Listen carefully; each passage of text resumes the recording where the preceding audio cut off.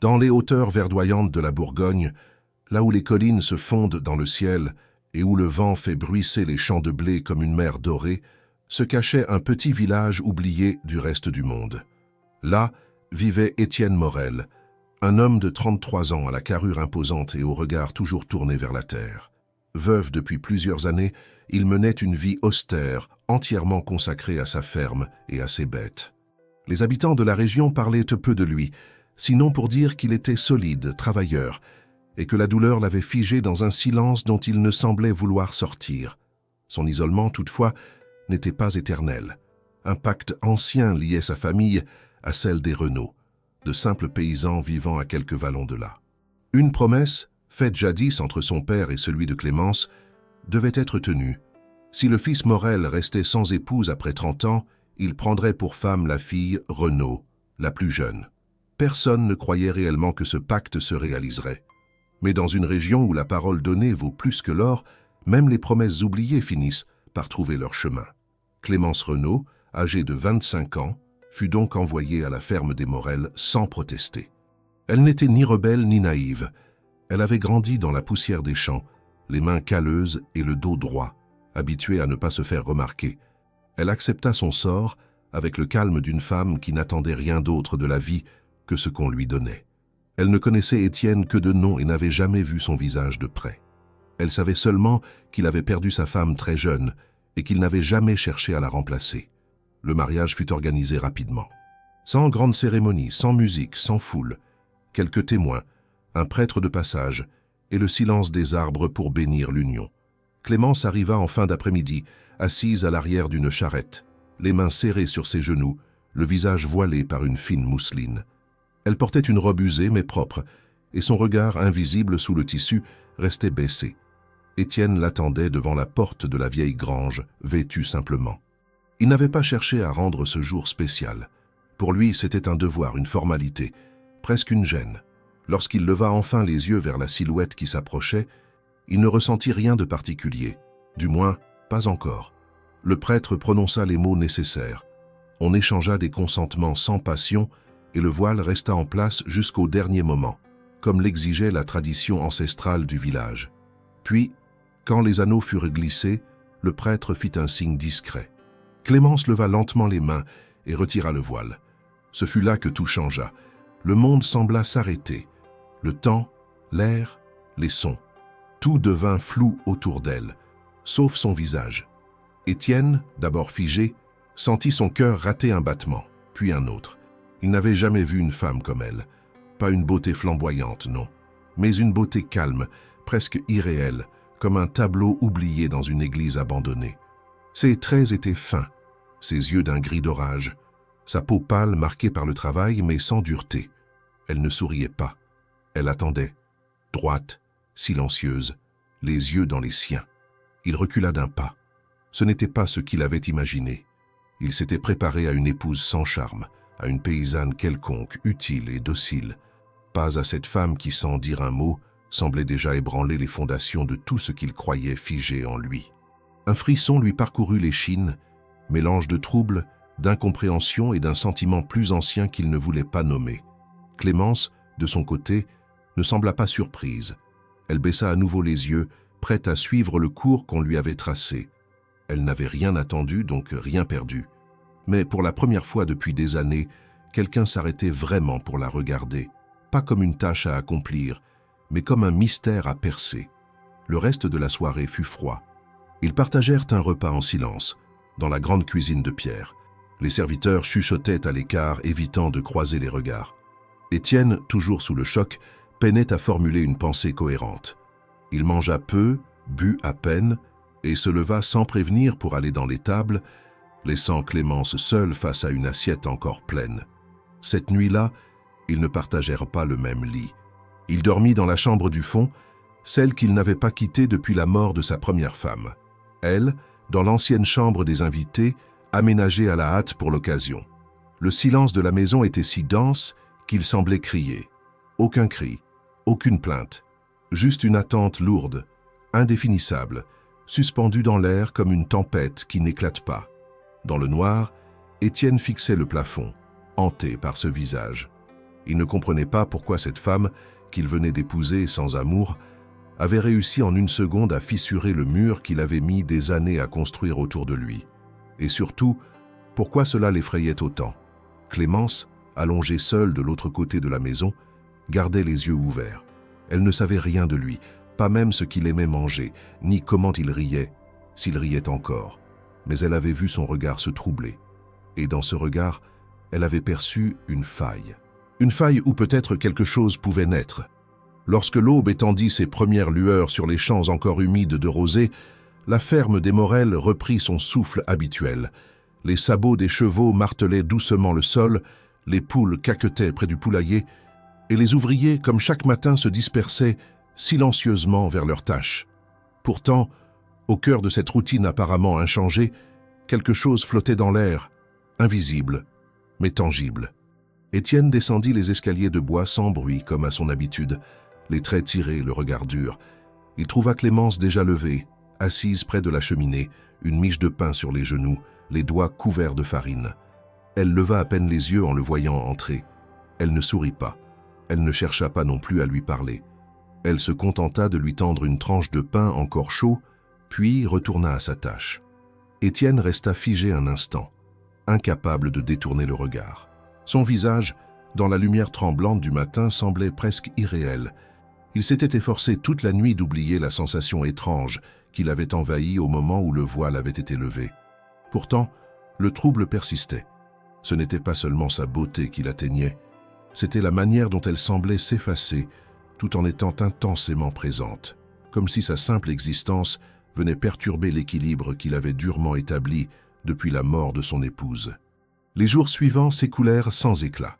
Clémence travaillait du lever au coucher du soleil, discrète, efficace et toujours silencieuse. Elle ne posait pas de questions, ne se plaignait jamais et ne demandait rien. Elle s'était glissée dans le quotidien de la ferme comme une ombre douce, effaçant les maladresses de son arrivée avec une dignité surprenante. Elle nourrissait les bêtes, entretenait le potager, raccommodait les vêtements et préparait les repas avec une régularité presque militaire. Pourtant, malgré sa réserve, il y avait chez elle une grâce tranquille, une façon de se mouvoir, de plier les draps, de verser le lait, qui captait l'attention malgré elle. Étienne, lui, l'observait de loin.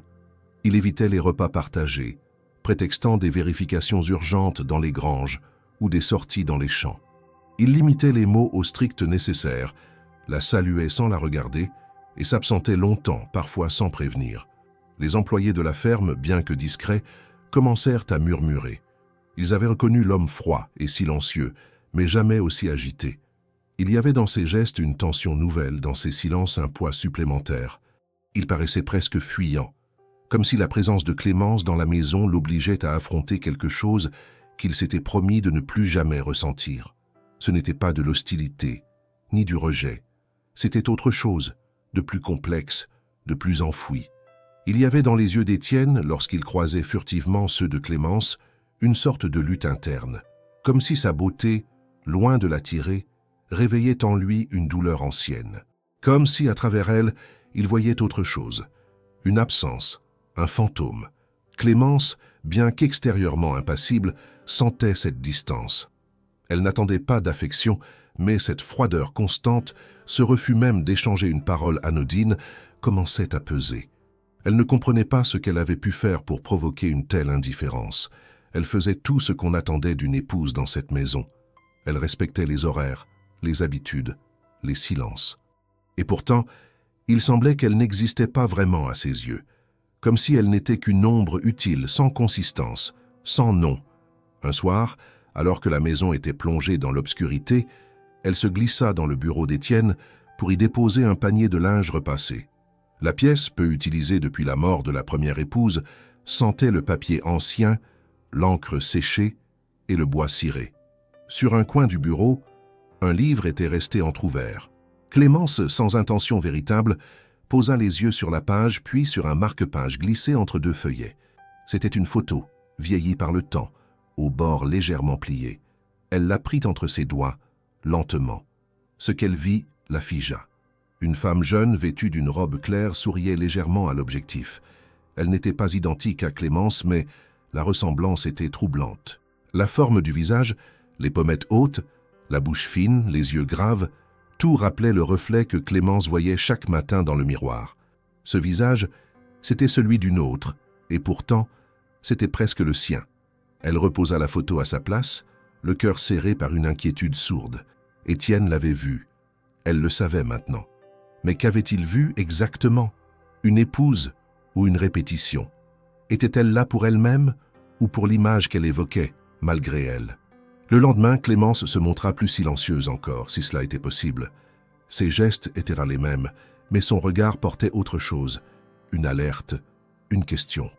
Elle observait Étienne différemment, cherchant à comprendre ce qu'il voyait vraiment quand il posait les yeux sur elle. Mais lui, fidèle à son mutisme, ne laissait rien transparaître. La beauté de Clémence n'était pas celle qui attend les compliments. Elle ne cherchait pas à séduire. Elle existait simplement, et c'était cela qui déstabilisait. Elle n'était pas une femme de regard, mais une femme de silence. Et ce silence-là, dans cette maison marquée par les souvenirs, devenait de plus en plus impossible à ignorer. Chaque soir, Étienne rentrait plus tard, comme s'il fuyait quelque chose. Et chaque matin, il retrouvait ce même regard calme, ces mêmes gestes précis, cette présence qui ne demandait rien, mais semblait tout exiger. Il commençait à comprendre que l'éloignement n'apaiserait rien, que plus il s'enfuyait, plus elle prenait racine. Ce n'était pas de l'amour, pas encore, mais c'était une faille, une brèche ouverte dans le mur de pierre qu'il avait dressé autour de lui. Et dans cette brèche, une silhouette silencieuse avançait sans bruit, sans armes, sans parole, mais avec une présence si forte qu'elle semblait déjà avoir tout changé. Les jours devinrent des semaines, et la routine de la ferme, bien que rythmée par les saisons, fut profondément modifiée par la présence discrète mais constante de Clémence. Dès l'aube, elle parcourait les couloirs de la maison avec la légèreté d'un souffle, accomplissant chaque tâche sans jamais attendre d'instructions. Elle connaissait déjà les besoins des animaux, les habitudes des ouvriers, les préférences de chacun pour le repas du soir. Elle n'interrompait jamais, ne posait pas de questions inutiles, et pourtant tout autour d'elle semblait mieux fonctionner. Les murs autrefois froids de la bâtisse respiraient à nouveau un semblant de vie. Mais cette vie, elle la portait seule. Étienne, fidèle à sa manière, restait distant. Sa voix rare ne servait qu'à commander ou commenter ce qui était nécessaire à la ferme. Il évitait toujours les repas en commun. Lorsqu'il croisait Clémence, il se contentait de hochements de tête ou d'un bref merci lorsqu'il ne pouvait l'éviter. Il ne la maltraitait pas, ne haussait jamais le ton, ne la rabaissait pas. Mais son silence était une barrière constante, faite de regards fuyants, d'absence de gestes et d'un détachement presque mécanique. Il semblait tenir à distance cette femme qui, pourtant, partageait désormais son toit, ses repas et son nom. Les ouvriers de la ferme, plus attentifs qu'ils ne le croyaient, notèrent cette étrange tension. Ils connaissaient Étienne depuis des années. Ils avaient vu son regard durcir après la mort de sa première épouse, son dos se voûter sous le poids du chagrin qu'il refusait d'exprimer. Mais jamais encore ils ne l'avaient vu ainsi, inquiet, fuyant, presque nerveux lorsqu'il passait près de Clémence. Il n'osait rien dire, bien sûr, mais les chuchotements commençaient à circuler, discrets comme le vent entre les vignes. Certains pensaient qu'il regrettait ce mariage arrangé, d'autres murmuraient qu'il s'agissait d'un châtiment que le destin lui imposait pour avoir trop aimé trop tôt. Clémence, elle, ne comprenait pas. Elle ne cherchait pas à séduire, mais elle n'était pas insensible à l'indifférence. Chaque jour passé dans le silence d'Étienne devenait une épreuve intérieure. Elle aurait préféré un cri, un reproche, même une colère injuste, tout sauf cette absence d'émotion. Ce vide entre eux était plus lourd que n'importe quelle haine. Elle se demandait ce qu'elle représentait réellement pour lui. Était-elle simplement un outil de convenance, une épouse de devoir utile à la gestion de la maison? Avait-elle fait quelque chose de travers? Était-ce sa façon de marcher, son ton de voix, son silence qui lui pesait? Une nuit, alors que le vent soufflait fort sur les volets, elle resta éveillée plus longtemps que d'habitude. Elle descendit dans la cuisine, pieds nus sur les tomates froides, et chercha du regard un peu de chaleur. La maison était endormie. Dans un réflexe inexplicable, elle tourna la poignée du bureau d'Étienne. La porte n'était pas verrouillée. Elle entra, lentement, observant chaque détail avec prudence. La pièce semblait figée dans un autre temps. Rien n'avait changé depuis des années, à l'exception de quelques livres déplacés. Elle s'approcha de l'étagère effleura les dos reliés de cuir, puis ses yeux furent attirés par un volume plus ancien, dont les pages dépassaient. Elle le prit, l'ouvrit délicatement, et la même photo qu'elle avait vue quelques jours plus tôt en glissant du linge réapparut entre les pages. Cette fois, elle ne se contenta pas d'un regard rapide. Elle examina le portrait avec attention. La femme, au sourire presque timide, avait cette lumière dans les yeux que Clémence reconnaissait sans la comprendre. Étienne avait dû l'aimer profondément. Cela se sentait dans la façon dont la photo avait été conservée, à l'écart mais jamais oubliée. Et cette ressemblance, plus elle regardait ce visage, plus elle ressentait un malaise. Ce n'était pas seulement une coïncidence. Les traits étaient trop proches, les proportions trop similaires. Une évidence brutale commença à s'imposer à elle. Elle avait été choisie pour cette ressemblance, pas pour ce qu'elle était, pas pour son cœur, ni son esprit. Elle avait été imposée, mais acceptée parce qu'elle rappelait une absente. Le lendemain matin, elle entra dans la cuisine à l'heure habituelle. Étienne s'y trouvait, chose rare. Il buvait lentement un café noir, le regard plongé dans le vide. Elle s'approcha, hésita, puis, dans un souffle, posa la question qu'elle ruminait depuis la veille. Elle n'utilisa pas de détour, pas d'excuse. « Pourquoi moi ?» demanda-t-elle simplement. Sa voix, calme, masquait mal le trouble profond qu'elle ressentait. Étienne ne répondit pas immédiatement. Il reposa sa tasse, s'éloigna de la table, passa une main nerveuse sur sa nuque, puis il la fixa pour la première fois depuis des semaines. Vraiment. Ce qu'elle vit dans ses yeux la troubla plus encore. Il y avait de la peur. Une peur nue, brutale, qu'il ne parvenait pas à cacher. Et dans un éclat soudain, sa voix monta, tranchante, sèche. Parce que je n'ai pas eu le choix, parce que ce mariage était une dette, parce que je ne voulais pas revivre ce que j'ai déjà perdu. Le silence qui suivit fut plus brutal que la colère elle-même.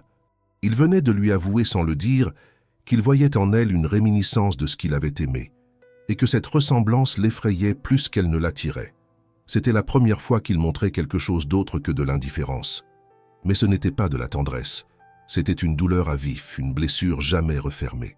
Clémence ne pleura pas, elle ne partit pas non plus. Elle resta droite, face à lui, le cœur battant. Ce moment, bien que dur, était peut-être une ouverture, une fissure dans ce mur de silence qui les séparait. Étienne tourna les talons et quitta la pièce sans ajouter un mot, la laissant seule avec ses questions et une certitude nouvelle. Elle ne voulait pas être une ombre du passé, elle voulait exister par elle-même, et pour cela elle allait devoir changer le cours de cette histoire, pierre par pierre.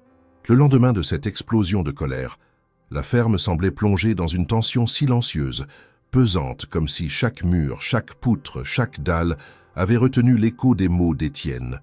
Le bruit des outils, les voix des ouvriers, même les cris lointains des animaux semblaient assourdis par une couche invisible de malaise. Clémence se leva plus tôt que d'habitude. Elle travailla sans relâche, le dos courbé, les bras couverts de terre, les mains plongées dans l'eau froide du puits, comme pour fuir la brûlure des émotions qui l'avaient saisie la veille. Mais malgré tous ses efforts pour garder le visage impassible, ses pensées tournaient en boucle autour de cette photographie, de cette colère, de ce regard qu'il lui avait lancé, mêlé d'accusations et de détresse. Étienne, de son côté, se terra dans les granges et les champs reculés, évitant autant que possible la maison. Il savait que ces mots avaient dépassé ce qu'il aurait voulu admettre. Il savait aussi qu'en parlant ainsi, il avait mis à nu une partie de lui qu'il s'était efforcé de cacher. Mais ce qu'il refusait encore de formuler, même dans le silence de sa propre conscience, c'était que la présence de Clémence le bouleversait bien au-delà de sa simple ressemblance avec la femme qu'il avait perdue. Ce n'était pas qu'une image qu'elle réveillait, c'était un ensemble de sensations qu'il avait cru enterrées à jamais. Et c'était cela qui l'effrayait, bien plus que l'éventuelle répétition du passé. Dans les jours qui suivirent, une routine bancale s'installa. Clémence poursuivit ses tâches comme si rien ne s'était passé, mais avec une détermination nouvelle dans le regard. Elle s'appropria des coins de la maison qu'elle n'avait jamais touchés, déplaça quelques objets oubliés dans des pièces abandonnées, répara une vieille pendule qui ne sonnait plus depuis des années. Chaque geste discret mais intentionnel semblait dire « Je suis ici maintenant, et je ne suis pas une ombre ». Les ouvriers commencèrent à la regarder autrement. Certains la saluaient avec plus de chaleur, d'autres lui demandaient un conseil pour les repas ou les outils. Elle n'était plus seulement la nouvelle épouse du maître.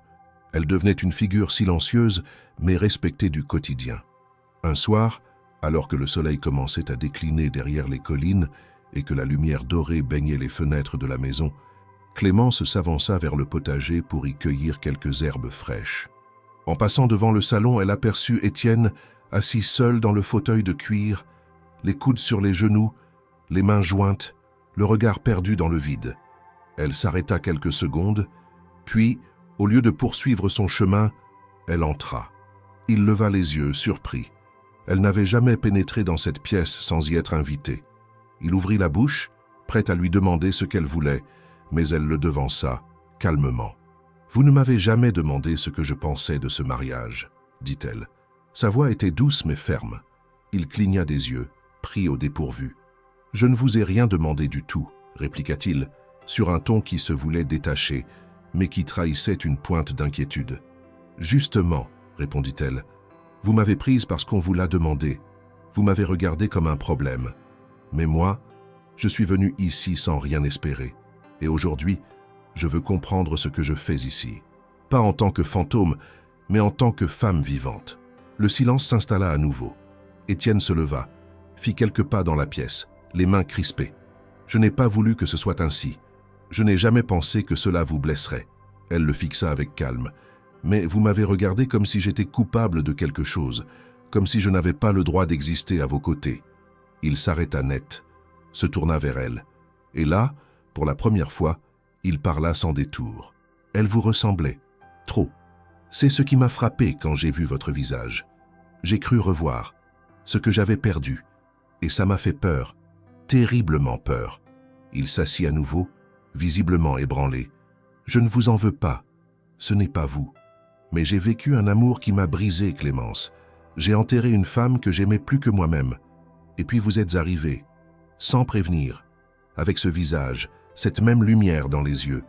Et j'ai cru que c'était une farce du destin. » Elle s'approcha lentement. « Je ne suis pas elle, dit-elle simplement. » Il hocha la tête. « Je le sais, mais il m'a fallu du temps pour l'accepter. » Elle s'assit en face de lui, pour la première fois à cette distance, sans barrière. « Alors, il est temps que vous appreniez qui je suis, pas par mes gestes, pas par ma ressemblance, mais par mes choix, par mes silences, parce que je décide de construire ici. » Étienne l'écoutait sans l'interrompre. Il ne baissait plus les yeux. Il la regardait vraiment. Ce regard qu'elle avait tant espéré, ce regard enfin posé sur elle sans la comparer, sans la fuir. Ce soir-là, ils ne partagèrent pas le repas, mais ils partagèrent le silence. Un silence moins lourd, moins hostile. Un silence dans lequel pouvait se glisser, petit à petit, la possibilité d'un commencement. Clémence se retira dans sa chambre plus tard que d'habitude. En fermant la porte derrière elle, elle ressentit un apaisement qu'elle n'avait pas connu depuis son arrivée. Elle n'avait pas conquis son cœur, ni dissipé ses douleurs, mais elle avait affirmé son existence. Et c'était déjà immense.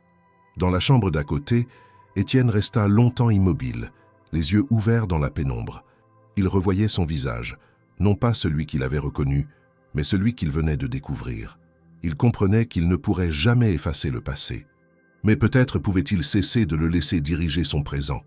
Le vent de fin d'été glissait entre les feuilles des arbres bordant la ferme, apportant avec lui des odeurs de terre humide, de bois sec et de fenouil sauvage. Les champs, dorés par le soleil, semblaient somnoler sous le ciel clair. Mais à l'intérieur de la maison, une transformation subtile s'opérait. Rien de spectaculaire, rien qui saute aux yeux d'un visiteur distrait. Mais pour ceux qui y vivaient, chaque détail nouveau marquait un pas vers un équilibre en train de naître. Clémence, fidèle à sa décision, ne se contentait plus de remplir les fonctions d'une épouse de convenance. Elle s'était donnée pour mission de laisser son empreinte, non pour provoquer ou déranger, mais pour faire exister son passage, sa présence, sa volonté d'appartenir à cette maison autrement que par le simple nom qu'on lui avait donné. Elle commença par les pièces communes. Le salon, longtemps figé dans une poussière presque sacrée, retrouva des éclats de vie, des rideaux lavés, des coussins réparés, un tapis secoué puis étalé à nouveau. Rien de neuf, rien de coûteux. Juste de la lumière retrouvée, des objets déplacés avec soin, des espaces aérés pour respirer à nouveau. La cuisine devint son royaume silencieux. Elle y préparait des pains qu'elle faisait lever à l'aube, des soupes épaisses aux herbes fraîches, des tartes qu'elle déposait sans un mot sur le rebord de la fenêtre pour qu'elles refroidissent au soleil. Elle n'imposait rien. Elle faisait, simplement. Et ce faisant, elle redessinait peu à peu les contours d'un quotidien trop longtemps figé dans l'ombre. Étienne observait. Il ne disait rien, mais il voyait. Le pain chaud sur la table quand il rentrait tard, les draps changés sans qu'il le demande, la cour balayée le matin, les outils rangés sans bruit après usage. Il l'a surpris un soir à l'extérieur, les pieds nus dans l'herbe, en train de cueillir des fleurs sauvages près du vieux puits. Elle les arrangea dans un vase ébréché qu'elle posa ensuite sur la table du salon, à côté d'un livre qu'il n'avait pas ouvert depuis des mois. Il passa devant sans s'arrêter, mais il vit. Et cette image fugace s'imprima en lui avec une clarté troublante. Ce n'était plus seulement la ressemblance qui le perturbait, c'était cette capacité qu'elle avait de ramener la douceur dans des lieux marqués par l'absence. Cette aptitude étrange à réintroduire la beauté sans prétention dans des recoins que lui-même avait abandonnés. Étienne commençait à sentir, malgré lui, que quelque chose changeait, non pas dans la structure du monde, mais dans la texture de ses journées. Il souriait parfois, sans s'en rendre compte. Il restait quelques instants de plus dans une pièce, à écouter le bruit d'un couteau sur une planche, ou le chant discret de Clémence lorsqu'elle pensait être seule. Ce n'était pas encore de l'attachement. C'était une habitude nouvelle, faite de curiosité, de présence prolongée, de regards qui cessent de fuir. Un soir, après une longue journée de travail dans les champs, il rentra plus tôt que d'habitude. La maison baignait dans une lumière douce, et l'odeur du pain frais se mêlait à celle du romarin. Clémence n'était pas dans la cuisine. Il la chercha du regard et la vit par la fenêtre, assise dans le petit jardin qu'elle avait commencé à cultiver derrière la grange. Elle chantait à voix basse, les mains pleines de terre, un panier à ses côtés. Étienne resta figé. Il ne se souvenait pas de la dernière fois qu'un son humain lui avait semblé aussi paisible. Il ne comprenait pas tout de la chanson, mais il comprenait ce qu'elle transmettait. Une forme d'apaisement, un lien entre elle et la terre, entre elle et le moment présent. Il sourit, imperceptiblement, puis détourna les yeux. Il n'était pas prêt, mais il avait vu.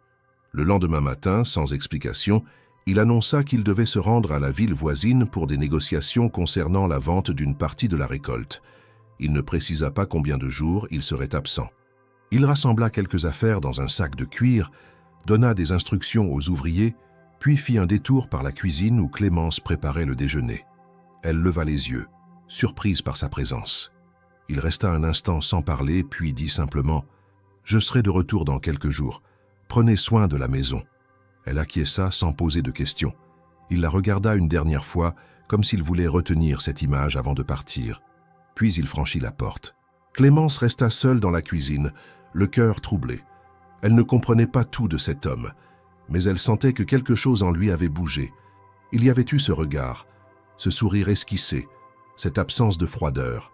Il ne lui avait pas offert d'excuses, ni de promesses, mais son départ portait une autre couleur.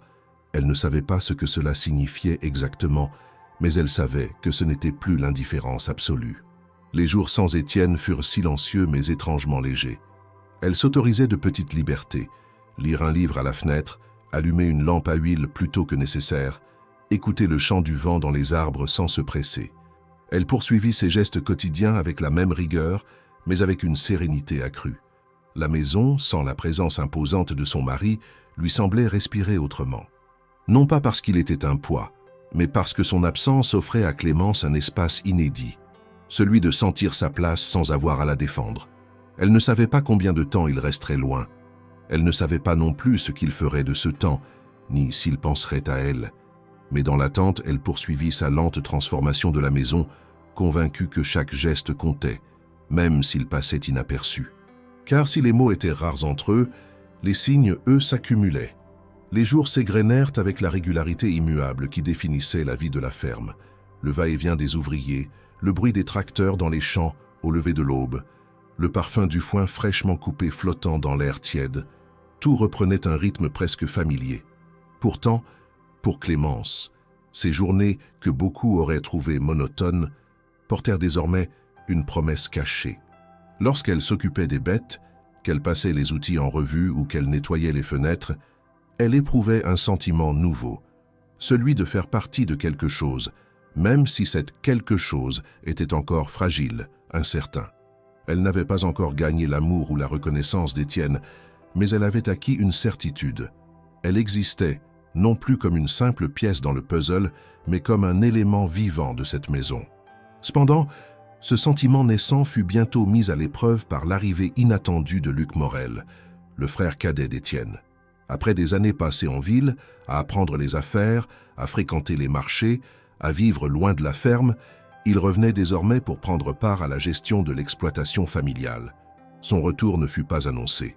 Un matin, alors que Clémence remontait de l'étable, les bottes pleines de paille, elle vit un homme de taille moyenne, l'air vif et la démarche assurée, s'approcher depuis le portail.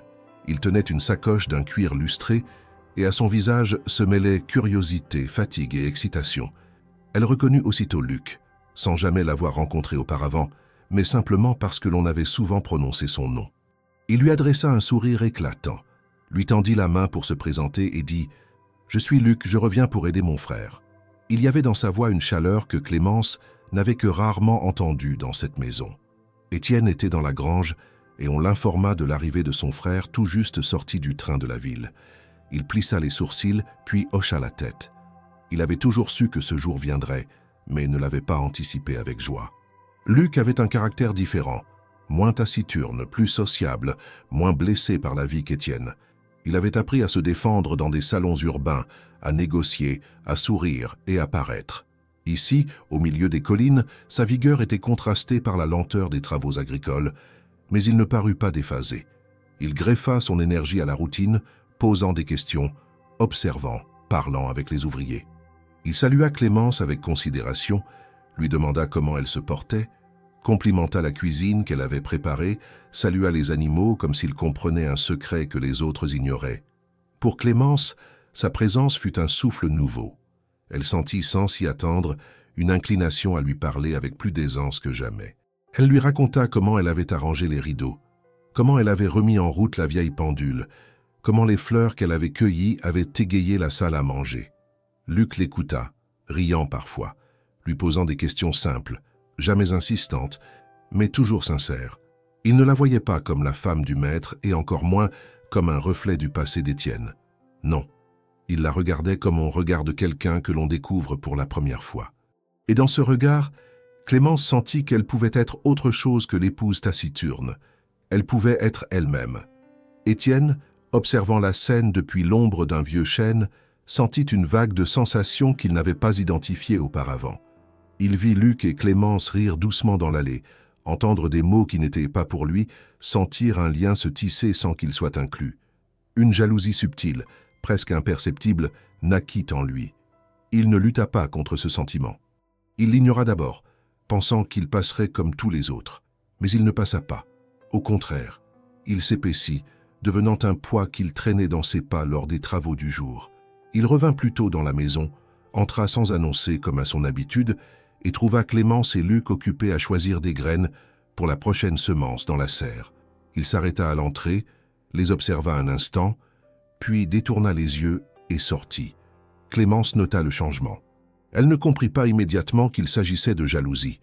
Elle crut d'abord qu'il était simplement fatigué, accablé par les nouvelles responsabilités.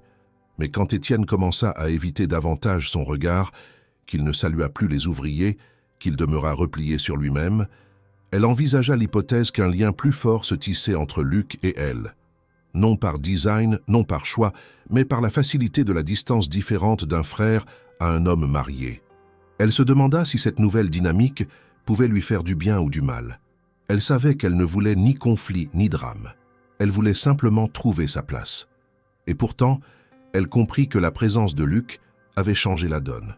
Une nuit, après un repas frugal, Clémence sortit dans le jardin pour respirer l'air frais. Luc l'y suivit. Ils parlèrent calmement, de choses légères, la ville qu'il avait quittée, ses projets, son souhait d'apprendre les rouages de la terre. Puis, plus doucement, il lui demanda « Êtes-vous heureuse ici ?» Clémence leva les yeux vers le ciel sombre sans répondre immédiatement. Puis elle dit « Je ne sais pas encore ». Cette réponse, si brève soit-elle, fit naître chez Luc une émotion visible. Il la regarda avec une attention nouvelle. Il ne dit rien de plus ce soir-là, mais le silence qui suivit fut chargé de sens. Le lendemain, Étienne les surprit au petit déjeuner. il vit Luc s'effacer légèrement lorsqu'il passa près d'eux. Clémence les remarqua mais ne commenta rien. Elle ressentit un tiraillement interne, gratitude envers Luc pour sa bienveillance, mais culpabilité pour ce qu'elle ne contrôlait pas. Étienne, de son côté, ressentit une inquiétude qu'il ne savait nommer. Il se demandait s'il désirait un affrontement, s'il désirait protéger ce qu'il avait, ou bien se résigner à perdre ce qu'il n'avait jamais gagné totalement. Le poids de la question « suis-je aimé ?» grandissait pour chacun d'eux. Clémence continuait à faire ce qu'elle savait faire, s'occuper, améliorer, tenir la maison. Elle ne cherchait pas à créer un triangle, elle ne cherchait pas à choisir, elle cherchait simplement à vivre. Mais dans cette ferme bordée de collines, où les vaches bêlaient dans le silence du matin, où les tracteurs recommencèrent leur course, où la lumière changeait selon les saisons, un nouveau courant se formait. Il n'était pas encore visible, mais il s'infiltrait dans les cœurs. Le moment de vérité approchait. Aucun des protagonistes ne le voyait encore clairement. Mais le vent changeait de sens, et avec lui, le jeu des regards. Clémence ne savait pas encore ce qu'elle fait pour Luc, mais elle savait ce qu'elle ne voulait pas être, un simple objet de désir, un substitut de mémoire, une pièce interchangeable. Elle voulait être reconnue pour elle-même, et la venue de Luc avait mis cette aspiration en lumière. La ferme était enveloppée d'un calme inhabituel depuis le départ d'Étienne. Le rythme des journées restait le même, dicté par les exigences de la terre, les soins aux animaux, les repas à préparer, mais une légèreté presque imperceptible s'était installée dans les couloirs de la maison. Clémence, désormais seule à superviser les affaires domestiques, accomplissait ses tâches avec l'assurance tranquille de celle qui avait trouvé sa place, ou du moins un espace où exister à sa manière. Elle ne se laissait pas aller à l'oisiveté, mais ses gestes étaient moins tendus, moins pesants. Il y avait dans sa façon d'habiter les pièces une aisance nouvelle, et dans le silence de ces journées sans homme, elle découvrait la richesse d'un temps à elle. Le 3e jour après le départ d'Étienne, alors que Clémence sortait des étables avec un panier d'œufs frais, elle aperçut une silhouette à l'orée du chemin de gravier qui menait à la maison.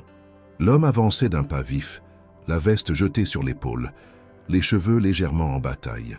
Il s'arrêta à quelques mètres, un sourire aux lèvres, et la salua d'un ton jovial. « Bonjour, Madame Morel. Vous ne me reconnaissez pas, n'est-ce pas ?» Elle plissa les yeux, surprise, puis secoua la tête incertaine. Il s'approcha davantage et tendit la main. « Luc Morel, le frère d'Étienne. Je suis revenu de Dijon hier soir. » Clémence lui serra la main avec prudence, intriguée. Elle n'avait jamais entendu parler d'un frère. Étienne ne l'avait jamais mentionné, pas même en passant. Luc, plus jeune d'au moins une décennie, était tout le contraire de son frère aîné. Son regard était vif, curieux, son sourire franc, son attitude détendue. Il ne portait aucune de la raideur ou de la réserve qu'Étienne affichait en toutes circonstances. Il entra dans la cour comme s'il y avait grandi, et c'était sans doute le cas, saluant les ouvriers par leurs prénoms, échangeant quelques plaisanteries, comme s'il n'était jamais parti. Durant l'après-midi, il s'installa dans l'une des chambres vides de l'étage, sans demander la permission. Clémence, toujours réservée, observa cette installation soudaine sans s'opposer. Luc paraissait parfaitement à l'aise, mais sans arrogance. Il remercia chaleureusement pour le repas du soir, complimenta la soupe, proposa même de l'aider à faire la vaisselle. Elle refusa poliment, et il n'insista pas, mais resta à lui parler pendant qu'elle rangeait les ustensiles. Il s'informa de la gestion de la ferme, de la santé des animaux, des récoltes. Il semblait sincèrement intéressé, mais elle remarqua que ses questions revenaient toujours à Étienne. « Il a beaucoup changé, tu sais », dit-il en observant les flammes du feu de cheminée. Avant tout ça, il riait facilement. Il jouait de l'harmonica, il dansait avec ma mère dans la cuisine. Je me demande s'il se souvient encore de ce garçon-là. Clémence écoutait sans intervenir, curieuse elle aussi. Elle n'avait jamais eu accès à ce passé, à ce visage plus humain d'un homme qu'elle ne connaissait finalement qu'à travers ses silences. Luc parlait avec affection, mais aussi avec une certaine distance, comme s'il savait que son frère n'était plus tout à fait celui qu'il avait laissé derrière lui. Au fil des jours, la présence de Luc apporta une énergie nouvelle dans la maison. Il n'était jamais envahissant, mais il était toujours là au bon moment, avec un mot aimable, une remarque légère, un intérêt sincère. Il se montrait attentif sans être insistant, observateur sans jamais juger. Clémence, au départ sur la défensive, se surprit à attendre ses passages dans la cuisine. Ses histoires sur la ville, sur les gens qu'il avait rencontrés, sur les endroits où il avait vécu. Il apportait avec lui un air de monde extérieur, un souffle d'ailleurs qui contrastait fortement avec l'atmosphère figée de la ferme. Une après-midi, alors qu'ils ramassaient ensemble des pommes tombées du vieux verger, Luc s'arrêta, le panier à la main, et la regarda longuement. « Vous êtes heureuse ici, Clémence ?» La question tomba sans avertissement, douce mais directe. Elle le fixa, déstabilisée, incapable de répondre immédiatement. Elle chercha ses mots, détourna les yeux vers les branches au-dessus d'eux. « Je ne sais pas, » répondit-elle enfin dans un souffle. « Je fais ce qu'on attend de moi, et j'essaie de bien le faire. » Luc hocha la tête, comme s'il comprenait davantage que ce qu'elle disait. Ce n'est pas pareil que d'être heureuse. Le silence qui suivit fut différent de ceux qu'elle avait partagés avec Étienne. Ce n'était pas une muraille. C'était une pause pleine de sens, une attente respectueuse. Luc ne chercha pas à combler le vide. Il se remit à cueillir, comme si rien n'avait été dit, mais son regard avait changé. Il la voyait maintenant autrement. Non plus seulement comme la femme de son frère, mais comme une personne à part entière, avec ses propres questions, ses propres absences, ses propres hésitations. Les jours suivants, leur complicité légère s'installa naturellement. Rien de déplacé, rien de calculé. Mais il devenait évident que la solitude de Clémence avait trouvé un écho dans la présence de cet homme chaleureux qui, sans chercher à combler un vide, lui permettait d'exister autrement.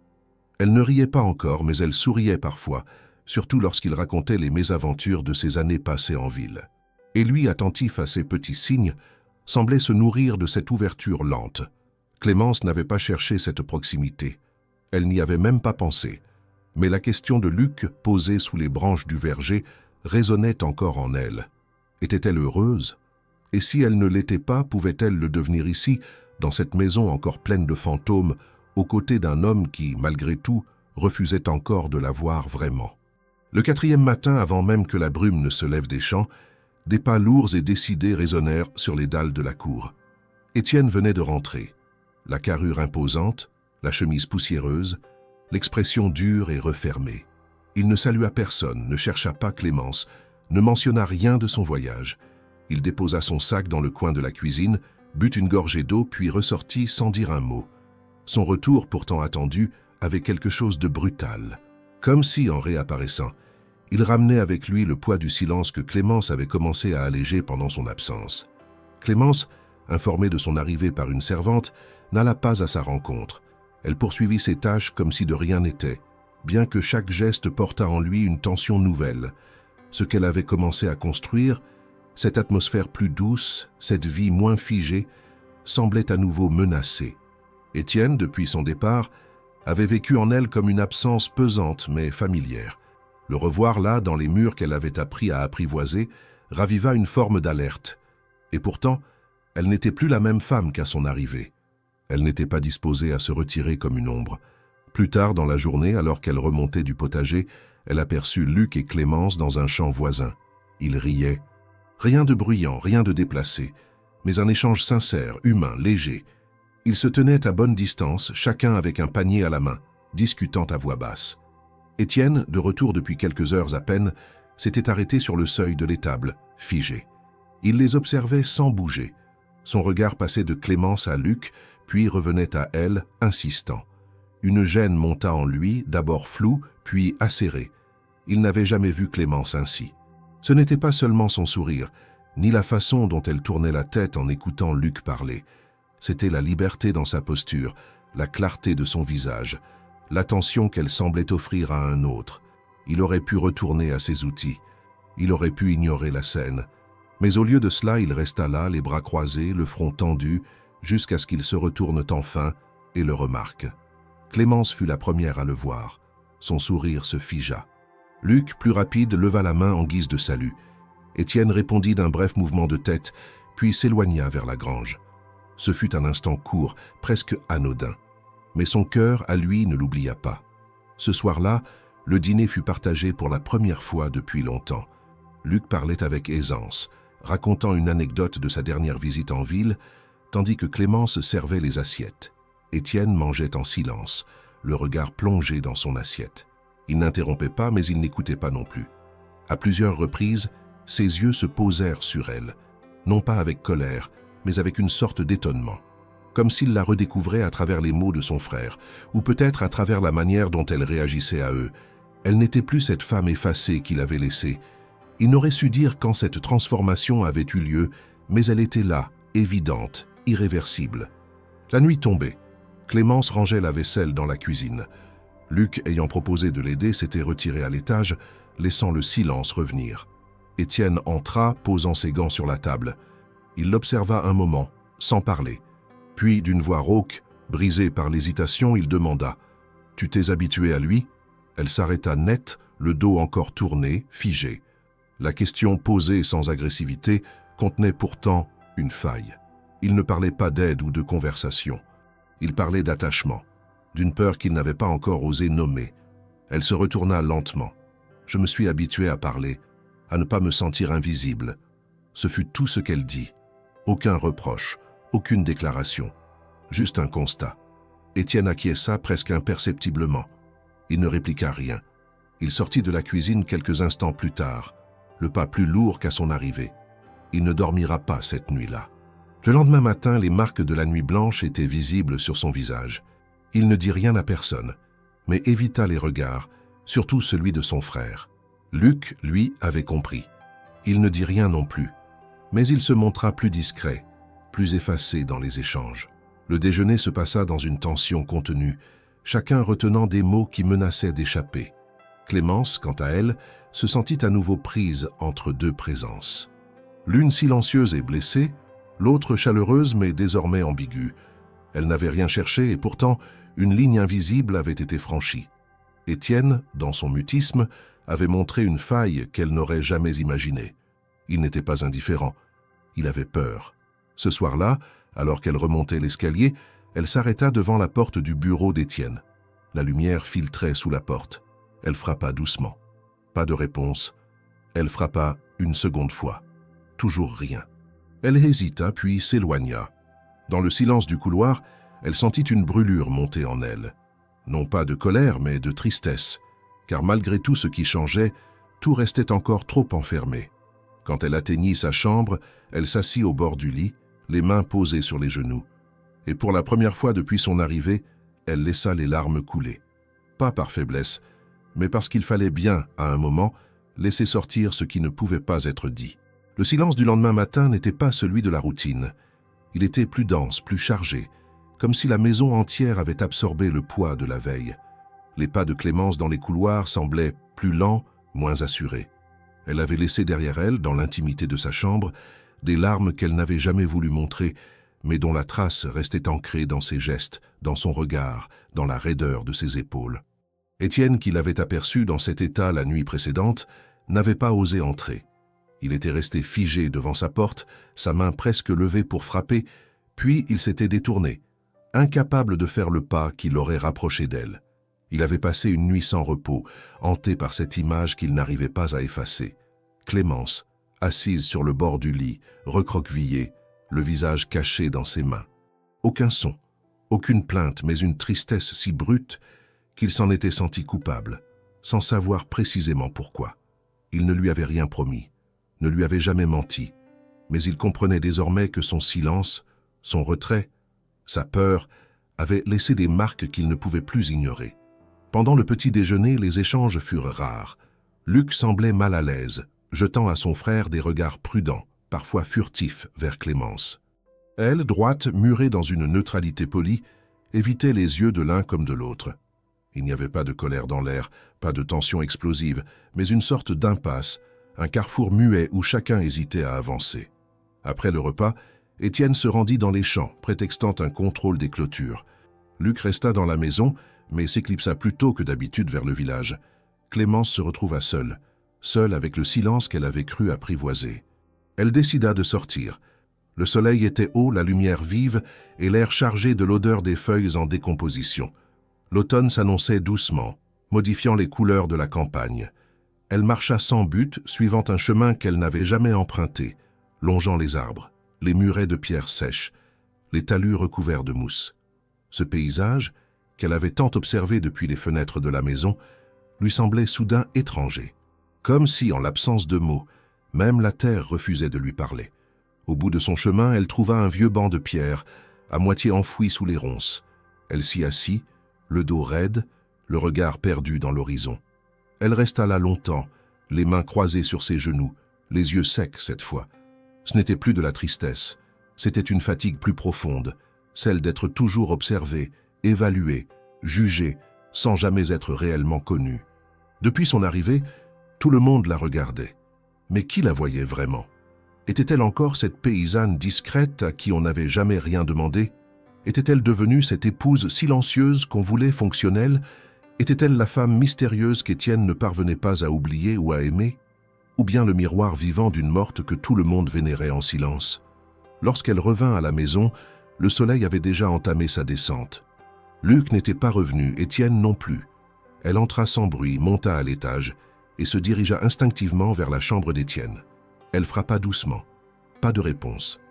Elle entra. La pièce, sombre et austère, n'avait pas changé. Mais sur le bureau, un carnet était ouvert, une page à moitié remplie d'une écriture nerveuse. Elle n'y toucha pas, se contentant de le regarder. Étienne écrivait donc, peut-être depuis toujours, peut-être depuis qu'il ne parlait plus.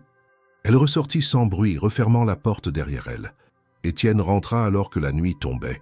Il trouva la maison calme, les bougies allumées dans le salon, le repas prêt. Clémence servait déjà les assiettes. Elle ne leva pas les yeux quand il entra. Il s'assit, mangea quelques bouchées, puis, rompant un silence devenu trop lourd, murmura « Je ne veux pas que tu croies que tu es seule ici. » Elle posa sa cuillère, lentement. Le regard qu'elle lui lança n'était ni dur, ni tendre. Juste franc. « Mais je le suis. » Il détourna les yeux. Il savait qu'elle disait vrai. Il n'avait pas su être là, pas su répondre. Il avait fui ce qu'il ressentait, par peur de ce que cela impliquait. Et pendant ce temps, elle, sans jamais exiger, avait donné. Sa patience, ses gestes, sa présence. Et maintenant, elle était vide. Il voulut parler, expliquer, justifier. Mais rien ne vint. Il savait que les mots ne suffisaient plus. Que ce qu'il n'avait pas fait pesait plus lourd que tout ce qu'il pourrait dire. Il se leva, incapable de finir son repas, et sortit sans un mot. Dans la cour, l'air était froid. Il s'arrêta, leva les yeux vers le ciel. Il se sentit soudain minuscule.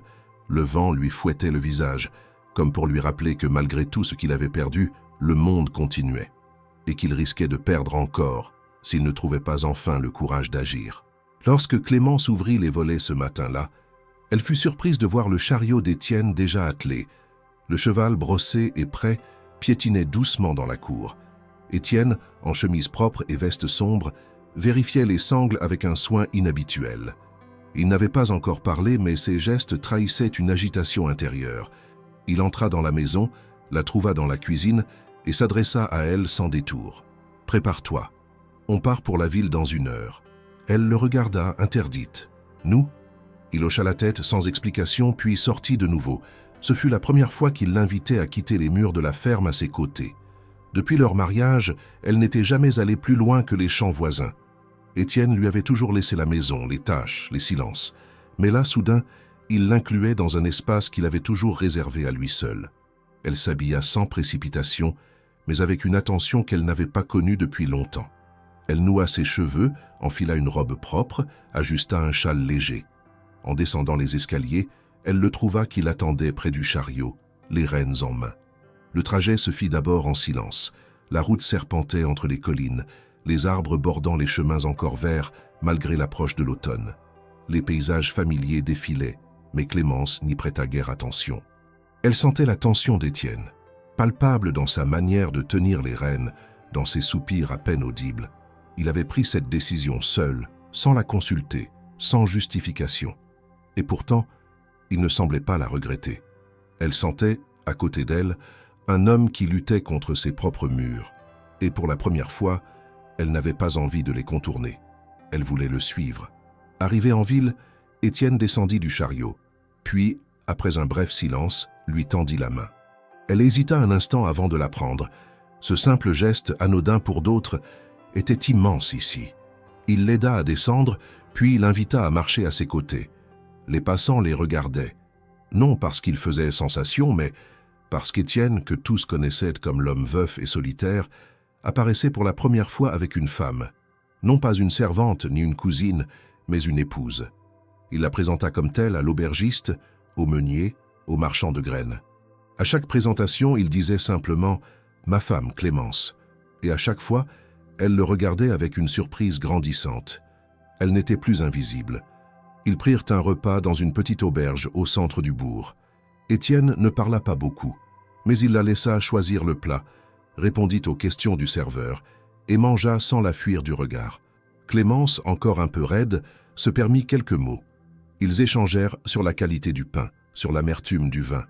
Rien d'intime, rien d'émotionnel. Mais c'était un début. Après le repas, ils se rendirent au marché. Étienne lui demanda ce dont elle avait besoin pour la cuisine, si elle voulait des fruits, des herbes, des outils. Elle répondit avec retenue, consciente de la nouveauté de la situation. Il insista pour qu'elle choisisse elle-même les articles. Quand elle hésita devant un petit tablier en lin bleu, il le prit et le lui tendit sans mot dire. Ce n'était pas un cadeau spectaculaire, mais dans ce contexte, cela résonnait comme un geste d'attention pure. La ville s'étendait autour d'eux, bruyante et vivante. Clémence marchait désormais un peu plus près de lui. Étienne, sans même s'en rendre compte, ralentissait parfois pour se mettre à son rythme. La distance qui les séparait physiquement s'était réduite, et celle qui les séparait intérieurement commençait, lentement, à se fissurer. Au coucher du soleil, ils s'arrêtèrent dans une petite auberge à l'orée de la ville. Il avait réservé une chambre, une seule. Mais il ne fit aucun commentaire en lui tendant la clé. Il s'installa dans le salon en bas, alluma une pipe, la regarda monter à l'étage avec calme. Il n'y avait aucune attente dans son regard, juste une acceptation tranquille. Dans la chambre, Clémence défit son châle, s'assit au bord du lit. La journée l'avait épuisée, mais elle portait en elle une forme étrange de sérénité. Ce n'était pas un bouleversement, pas une révélation, juste une progression réelle, patiente. Elle n'était pas encore aimée, peut-être, mais elle était vue, nommée, présentée. C'était plus qu'elle n'avait osé espérer au départ. Étienne monta 1 heure plus tard. Il frappa avant d'entrer. Elle ouvrit.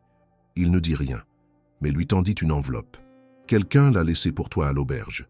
Le garçon de l'accueil m'a dit que c'était urgent. » Elle l'a pris étonnée. Elle n'attendait rien, personne ne lui écrivait. Elle referma la porte doucement, s'assit près de la fenêtre et ouvrit l'enveloppe. À l'intérieur, une lettre courte, écrite d'une main qu'elle reconnut immédiatement. Luc. Il écrivait depuis le village. Il savait qu'ils étaient partis pour la ville. Il ne voulait pas lui parler en personne. Les mots étaient choisis, sobres, mais clairs. Il y avouait ce qu'il n'avait encore jamais dit, qu'il s'était attaché à elle. Pas par défi ni par rivalité, mais parce qu'il avait vu en elle ce que son frère n'avait pas voulu voir. Il disait qu'il ne lui ferait jamais de promesses qu'il ne pouvait tenir, mais qu'il devait être honnête, qu'il pensait à elle plus qu'il ne l'aurait dû, et qu'il ne savait pas s'il devait rester ou s'éloigner. Clémence lut la lettre 2 fois, puis une 3e. Elle resta longtemps immobile, incapable de savoir ce qu'elle devait ressentir. Étienne, dans la chambre voisine, dormait déjà, ou faisait semblant. Elle ne le savait pas, mais elle comprenait que les jours à venir allaient exiger d'elle une clarté qu'elle n'avait pas encore trouvée. Le retour à la ferme fut silencieux. Étienne conduisait le chariot, les mains fermement serrées sur les rênes, le regard rivé sur la route. Clémence, assise à ses côtés, tenait la lettre de Luc pliée dans sa poche, comme un poids discret mais constant. Elle ne l'avait pas évoquée. Elle n'avait même pas laissé transparaître qu'elle l'avait lu. Mais son esprit était pris dans une tension nouvelle, un carrefour intérieur où l'attente et la responsabilité s'entrechoquaient. Le voyage, qui avait marqué un tournant inattendu dans leur relation, semblait désormais suspendu dans un état d'incertitude douloureuse. En descendant du chariot, Étienne se contenta de ramener le cheval à l'écurie. Il n'échangea avec Clémence qu'un simple regard, sans hostilité mais sans proximité non plus. Il semblait plus fermé qu'avant, comme s'il pressentait une vérité qu'il n'avait pas le courage d'interroger. Elle, de son côté, retourna dans la maison, rangea quelques provisions, puis se réfugia dans sa chambre. Elle sortit la lettre à nouveau, la relut. Les mots de Luc étaient nets, sans détour. Il ne parlait pas d'amour fulgurant ni de promesses creuses, mais il évoquait un désir de présence, un sentiment de connexion, une sincérité désarmante. Il n'avait pas demandé qu'elle choisisse. Il avait simplement confié ce qu'il ressentait. Clémence resta longtemps assise, incapable de décider si elle devait montrer la lettre à Étienne. Elle avait l'intuition que, s'il découvrait son contenu autrement, les conséquences seraient pires. Mais le silence aussi était une forme de trahison. Pourtant, il ne lui avait jamais donné de certitude. Aucun engagement, aucun geste clair. Il commençait à changer, oui, mais elle n'était pas prête à effacer ce qu'elle avait vécu, seule, pendant tous ces mois. En fin de journée, elle trouva Étienne dans l'atelier en train d'aiguiser une lame. La lumière du soir dessinait des ombres nettes sur son visage fatigué. Elle resta un instant sur le seuil, puis entra sans bruit. Il leva les yeux. Elle s'approcha, sortit la lettre et la posa sur la table entre eux. Il la regarda surpris, puis baissa les yeux vers l'enveloppe. Elle ne dit rien. Il l'ouvrit, lut lentement, les traits se durcissant au fil des lignes. Lorsqu'il termina, il la reposa soigneusement, la fixa longuement, puis demanda simplement « Tu savais qu'il t'écrivait » Elle hocha la tête. « Depuis hier soir. » Un silence tendu s'installa. Étienne se leva, fit quelques pas, puis s'arrêta, le dos tourné. « Et qu'est-ce que tu ressens pour lui ?» La question tomba, lourde, sans menace, mais chargée d'une tension profonde. Clémence inspira, cherchant ses mots. « Il m'a vu, dès le début. Il a posé des questions, il m'a écouté, pas comme une épouse qu'on tolère, mais comme une femme entière. » Étienne se tourna lentement. « Et moi? Tu crois que je ne t'ai pas regardé ?» Elle soutint son regard. « Tu m'as évité, tu m'as utilisé pour remplir une dette. Tu t'es enfermé dans un passé qui n'était pas le mien. Et quand j'ai essayé de construire quelque chose ici, tu m'as laissé seul. » Étienne serra les poings. « Je t'ai laissé seul parce que j'avais peur, parce que je ne savais pas comment recommencer, parce que je croyais que t'aimer, c'était trahir ce que j'avais perdu. » Il baissa la voix. « Mais je n'ai jamais cessé de te voir. Je t'ai vu chaque jour, changer cette maison, me forcer à respirer à nouveau. Tu m'as bousculé sans jamais crier, et je suis resté là, comme un idiot, à fuir ce que tu offrais. » Clémence sentit sa gorge se nouer. « Alors pourquoi maintenant? Pourquoi seulement quand tu as peur de le perdre ?» Étienne s'approcha, les yeux brillants d'une tension contenue. « Parce que je viens de comprendre que ce que je pourrais perdre, ce n'est pas seulement toi. C'est tout ce que j'aurais pu reconstruire et que j'ai laissé glisser entre mes doigts par orgueil, par lâcheté. » Il reprit la lettre, la plia puis la glissa dans sa poche. « Je vais parler à Luc. » Clémence le regarda surprise. « Seul ?» Il hocha la tête. « Il est mon frère. Je ne peux pas faire comme si cela n'existait pas. Mais c'est entre lui et moi. Toi, tu as déjà assez porté ce fardeau. » Il sortit de l'atelier avant qu'elle puisse répondre, laissant derrière lui une pièce chargée d'émotions. Clémence, seule, sentit un poids quitter sa poitrine. Étienne n'était plus cet homme figé qu'elle avait rencontré. Il avait enfin admis ce qui l'entravait. Mais cela suffisait-il? Le soleil s'était couché lorsqu'Étienne arriva dans la vieille grange, où Luc s'occupait de trier du matériel entreposé depuis des années. Il ne salua pas, ne cria pas. Il entra, se planta devant lui et sortit la lettre de sa poche. « C'est toi qui devrais partir, » dit-il calmement. Luc s'arrêta, les mains pleines de poussière, et soupira. « Je sais. » Ils se regardèrent longtemps. Deux frères, que la douleur avait éloignés, que le silence avait séparés, et que maintenant une femme réunissait dans un moment de vérité. Étienne parla le premier. « Tu l'aimes » Luc baissa les yeux. « Je ne sais pas, mais je sais que ce que je ressens est réel, et que je n'ai pas voulu te faire de mal. Elle mérite plus que nos hésitations. » Étienne acquiesça. « Oui, et c'est pour ça que je vais me battre, pas contre toi, mais pour elle. » Luc déposa ce qu'il tenait. « Alors je partirai demain. Je n'ai pas envie de devenir un obstacle, et si elle choisit de rester, ce sera avec toi, pas malgré moi. » Étienne ne répondit pas. Il s'approcha, posa la main sur l'épaule de son frère. « Merci. » Ce mot unique suffisait. Luc sortit de la grange peu après. Étienne resta seul un long moment. La nuit tombait sur la ferme. Mais cette fois, ce n'était pas une nuit de fuite. C'était le début d'un affrontement intérieur, assumé, nécessaire. Le lendemain, avant même que les premiers rayons du soleil ne percent l'horizon, Luc quitta la ferme. Il n'avait prévenu personne. Il laissa derrière lui une valise modeste, quelques vêtements et une lettre glissée sous la porte de la chambre de Clémence. Personne ne le vit partir, mais tout le monde sentit sa disparition. La maison, qui avait repris un souffle léger depuis son arrivée, retrouva son calme pesant. Mais ce silence-là n'était plus celui de l'indifférence. C'était celui d'une transition, d'une respiration retenue, d'une attente presque douloureuse. Clémence trouva l'enveloppe en ouvrant la porte. Elle la reconnut immédiatement.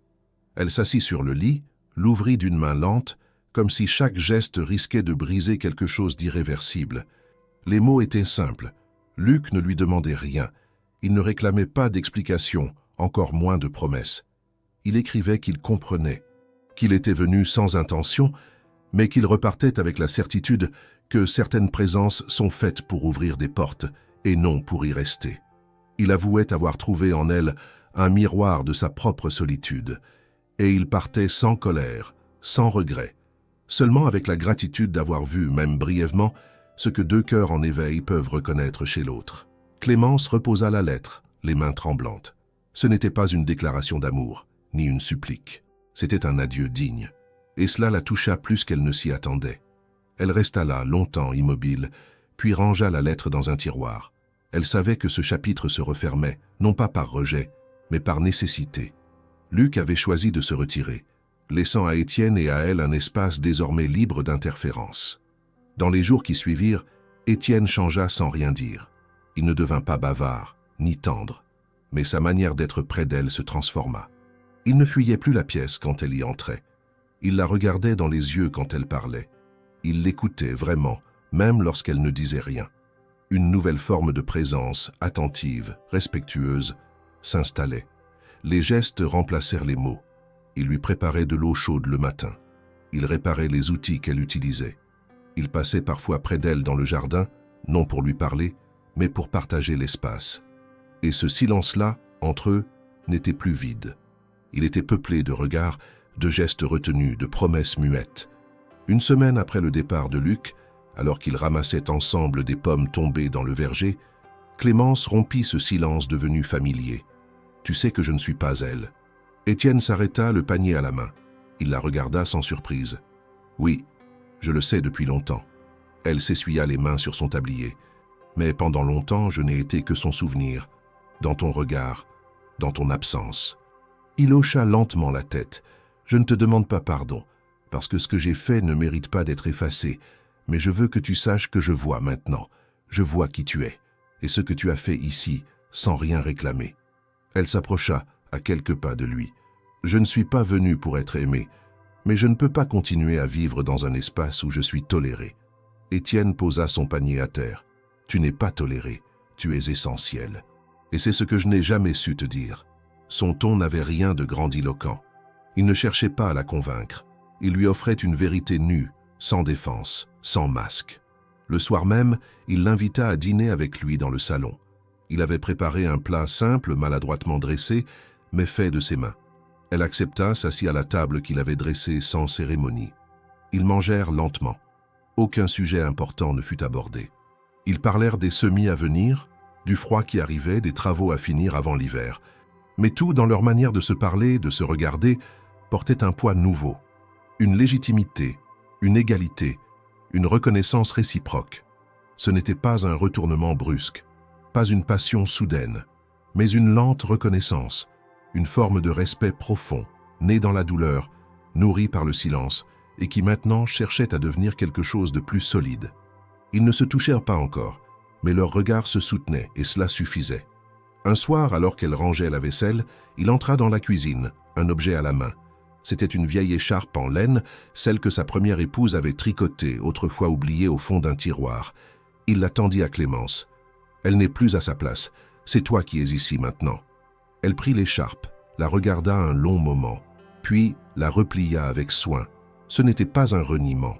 C'était un passage de témoin. Et elle le comprit ainsi. Dans leurs chambres respectives, cette nuit-là, ni l'un ni l'autre ne dormit tout de suite. Il n'y avait pas d'angoisse, pas de tension. Seulement une conscience aiguë de ce qui se construisait lentement entre eux. Une vérité non criée mais stable. Une vérité née du silence et qui, cette fois, ne demandait plus de justification. L'automne avançait à pas lents sur la ferme. Les feuilles des arbres viraient au cuivre. L'air se faisait plus vif et les jours raccourcissaient sans bruit. Ce changement de saison s'accordait étrangement bien à ce que vivaient Étienne et Clémence. Il n'y avait plus de confrontation, plus de gestes brusques, ni de silence chargé d'hostilité. À la place s'installait une sorte de calme lucide, une paix discrète, où chaque mouvement, chaque parole avait un poids, une intention. Ils n'étaient pas encore un couple dans le sens traditionnel du terme, mais ils formaient désormais un duo fonctionnel, respectueux, qui partageait la même maison avec une reconnaissance nouvelle de la place de chacun. Étienne avait changé dans ses manières, non par grands discours, mais par une attention plus présente. Il rentrait à des heures raisonnables, ne laissait plus son assiette vide à table sans un mot, n'évitait plus de croiser son regard. Quand il parlait, c'était pour dire des choses concrètes, mais le ton autrefois sec ou distant était maintenant plus posé, parfois même hésitant, comme s'il cherchait encore les bons mots. Clémence, de son côté, ne cherchait plus à être devinée. Elle parlait davantage, exprimait ses besoins, corrigeait les choses qui ne lui convenaient pas. Elle n'attendait plus qu'il prenne l'initiative de tout. Elle avait compris que si elle voulait que cet espace partagé devienne vivable, elle devait y imprimer sa voix, pas seulement sa présence. Ils commencèrent à prendre leur repas ensemble, non par obligation, mais par habitude choisie. Parfois, ils échangeaient une remarque sur le temps, une observation sur les récoltes, une question sur les comptes de la ferme. Progressivement, ces sujets pratiques dérivaient vers des souvenirs. Étienne, à sa propre surprise, évoqua un jour son enfance. Il raconta comment son père l'avait initié au semis, comment il avait failli perdre un champ entier à cause d'un choix précipité. Clémence l'écoutait sans interrompre, posant parfois une question, réagissant avec sobriété, mais avec attention réelle. Plus tard, elle lui parla de sa jeunesse dans le hameau voisin, de sa mère sévère mais juste, de ses frères qui étaient partis vivre en ville. Elle évoqua aussi ses rêves de petite fille, non pas avec nostalgie, mais avec la distance de celle qui a appris à vivre dans ce qu'on lui donne. Ce n'étaient pas des confidences brûlantes, c'étaient des couches qui se déposaient, l'une après l'autre, pour construire un terrain commun.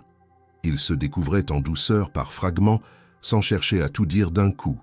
Chaque échange renforçait cette étrange complicité silencieuse qui s'était formée entre eux. Ils n'étaient pas dans la passion, ni même dans une tendresse affichée, mais il y avait une honnêteté nouvelle, une écoute mutuelle qui changeait la nature même de leur lien. Les serviteurs de la maison, habitués à leurs mouvements, commencèrent à remarquer les changements. Ils virent Clémence sourire davantage, marcher plus lentement dans les couloirs, prendre le temps de s'asseoir dehors le soir. Ils virent Étienne partager ses repas sans tension, revenir vers la maison avec un rythme plus posé. Ils ne firent aucun commentaire, mais chacun, à sa manière, ajusta son comportement, comme si une nouvelle ère s'était installée, exigeant moins de prudence, moins de surveillance. Un après-midi, alors que Clémence rentrait du marché avec 2 petits sacs remplis de provisions, elle trouva Étienne dans la cour, penché sur une pièce de bois qu'il sciait soigneusement. Il leva les yeux en l'entendant arriver, s'essuya les mains sur son pantalon et s'approcha. « Viens avec moi », dit-il simplement. Elle ne posa pas de questions, le suivit en silence. Il la mena à l'arrière de la grange, là où un abri abandonné servait autrefois de remise. La porte, nouvellement réparée, s'ouvrit sans grincer. À l'intérieur, une structure de bois occupait la moitié de l'espace. Des vitres avaient été installées, laissant entrer la lumière. Il y avait des pots, de la terre, quelques outils de jardinage. Étienne la laissa entrer, observant sa réaction. « C'est pour toi, » dit-il. « Une serre. Tu pourras y planter ce que tu veux. Même pendant l'hiver, avec un peu de soin, ça peut tenir. » Clémence fit un pas en avant, caressa du doigt le rebord d'un pot en terre cuite. L'endroit était modeste, mais tout avait été fait avec soin. Il n'y avait aucune prétention, aucun artifice, juste un espace pensé pour elle. Elle se tourna vers lui, émue, sans que cela ne soit dit. Étienne soutint son regard sans chercher à détourner les yeux.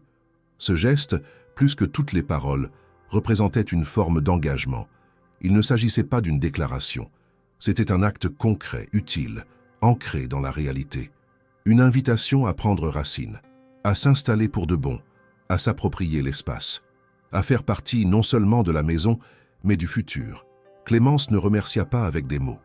Elle s'approcha, posa sa main sur le bois encore chaud du rebord, puis elle se retourna vers lui, et pour la première fois, elle lui sourit sans retenue. Un sourire entier, franc, libre. Étienne répondit d'un léger hochement de tête. Ils n'avaient pas besoin de plus. Ce jour-là, ils ne partagèrent pas un lit, ni un baiser, ni une étreinte, mais quelque chose de profond avait changé. Une confiance s'était installée, lentement, patiemment, comme une graine mise en terre en dehors de la saison. Et même si personne ne le voyait encore, cette graine commençait à germer. Le lendemain de la découverte de la serre, la maison respira différemment.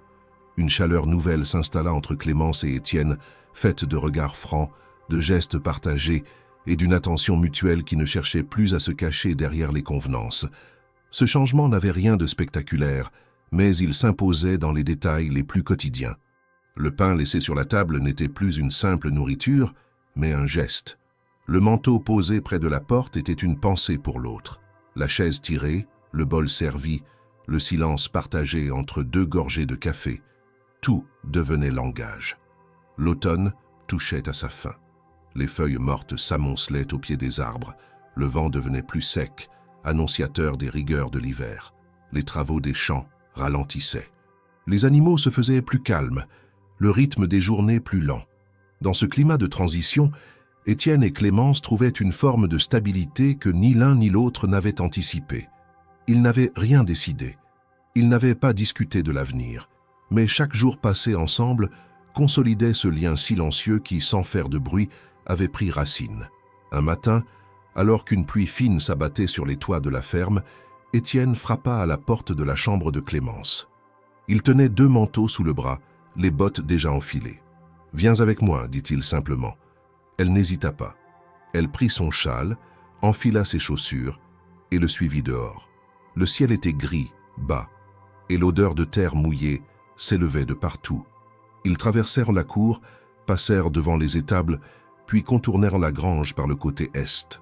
Là, un petit sentier à peine visible descendait vers une prairie que Clémence ne connaissait pas encore. La marche dura quelques minutes. Ni l'un ni l'autre ne parlait. La pluie les mouillait doucement, mais ils n'y prêtaient pas attention. Arrivé au bord du champ, Étienne s'arrêta.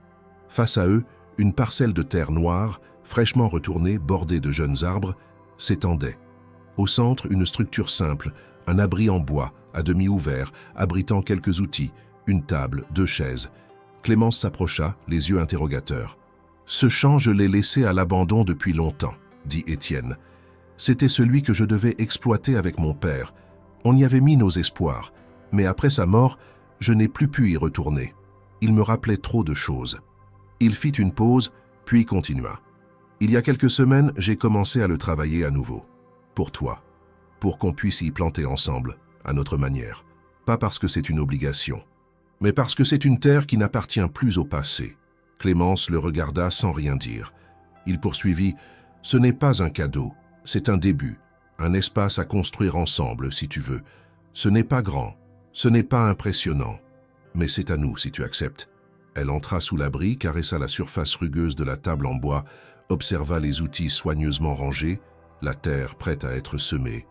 Il n'y avait pas de promesse officielle, pas de discours sur l'amour ou l'avenir, mais tout dans ce lieu, dans cette offrande, parlait d'engagement réel, de place faite, de reconnaissance lente, mais solide. Lorsqu'elle se retourna vers lui, Clémence souriait. Un sourire entier, sans réserve, sans peur.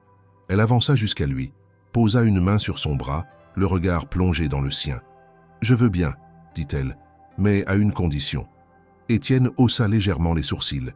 Elle continua. « Que tu ne cesses jamais d'apprendre, ni à planter, ni à aimer. » Il hocha lentement la tête. « Je te le promets. » Et cette fois, ce mot, unique, n'était pas creux. Il portait tout le poids du passé, mais aussi la force tranquille de l'avenir. Ils restèrent là quelques minutes encore, à observer le champ, la pluie s'atténuant peu à peu autour d'eux.